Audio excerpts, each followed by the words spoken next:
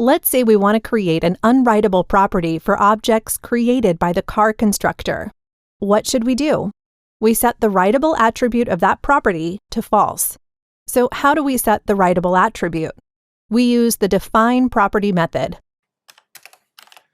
The first argument value of the define property method must be an object. So where do we find the suitable object? We use the prototype property of the car constructor function. We set the writable attribute to false. Now, the car1 object will inherit the mileage property from its constructor. The value of the mileage property cannot be reset.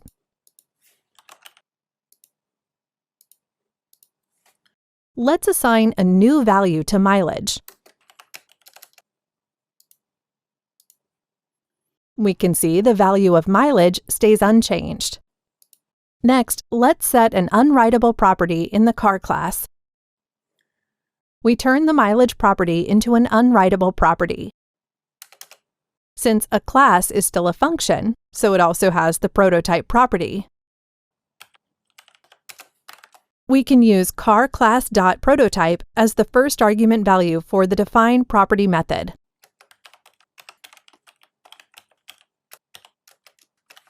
Let's output car2. We can see mileage is now stored in the prototype of car2.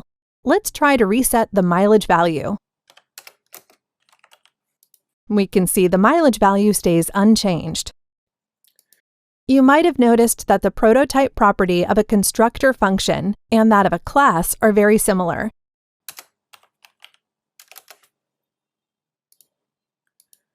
They both contain inherited properties, and they both have a constructor property that can tell us who created this object. Their _proto both point to the object prototype. But there is a subtle yet important difference between these two prototype properties. Let's pass them to the getOwnProperty descriptor method.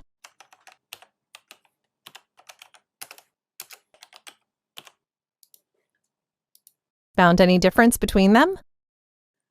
The prototype property of a constructor function is writable, but the prototype property of a class is unwritable.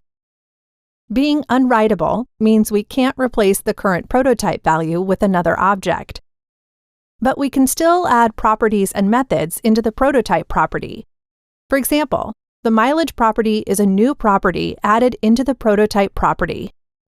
Let's assign a new object to carClass.prototype. Pay attention here. We're replacing the old prototype object with a new one, not adding new properties into the old prototype object.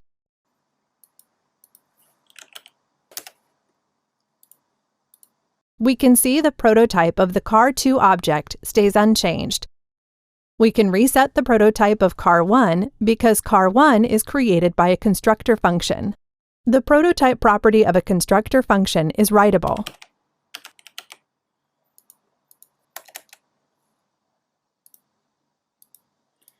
We can see the prototype of car1 has now been reset. Let's take a moment to summarize.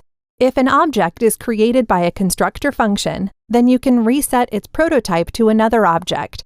But if an object is created by a class, then its prototype is protected. You can only add new properties and methods into it, but you cannot replace the current prototype with another object.